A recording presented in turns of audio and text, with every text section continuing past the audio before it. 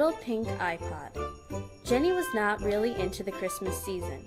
Each year, Becky, the richest girl in Jenny's 5th grade class, would boast about all the presents she got for Christmas. Starting the day after Thanksgiving, Becky would begin telling all the little boys and girls about the gifts she expected to receive on December 25th.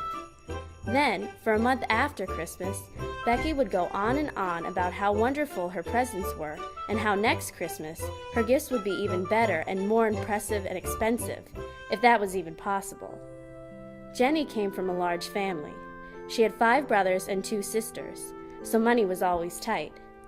Jenny's family was especially poor this year because her father had lost his job 2 months ago and was still unable to find any work. On Christmas Day, Jenny and her brothers and sisters went downstairs and headed straight for the family room where their Christmas tree stood. Her parents had told the children not to expect many gifts this year, and the packages under the tree were few in number. One by one, Jenny's brothers and sisters began opening their presents. Finally, it was Jenny's turn. However, there were no more presents left under the tree. Jenny almost started crying when her mother pulled out a small box from the inside of her robe pocket. "Merry Christmas, Jenny," her mother said, smiling. Jenny took the package with shaking hands. Underneath the wrapping paper was a little pink iPod. It was not nearly as fancy as the one Becky carried around with her, but Jenny could not have cared less. An iPod! Jenny exclaimed. Jenny had wanted an iPod for over a year now, since before last Christmas. But how? I thought we couldn't afford something like this. "Your father and I have been saving money all year," Jenny's mother told her. "and your brothers and sisters chipped in too.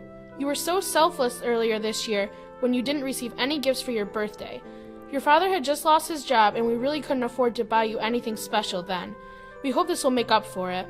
Thank you, guys. Thank you. Jenny exclaimed with tears in her eyes. This means so much to me. She went around the room, giving each of her family members a huge hug. Next week, Jenny returned to school, her little pink iPod in hand. "What did you get for Christmas, Jenny?" Becky asked. An iPod.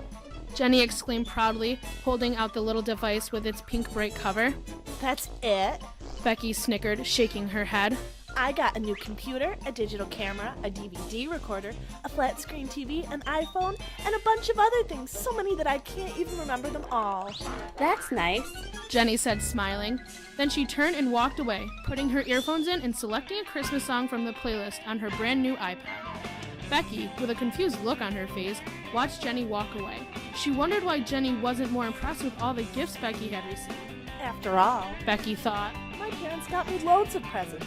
All she got was a little pink iPod.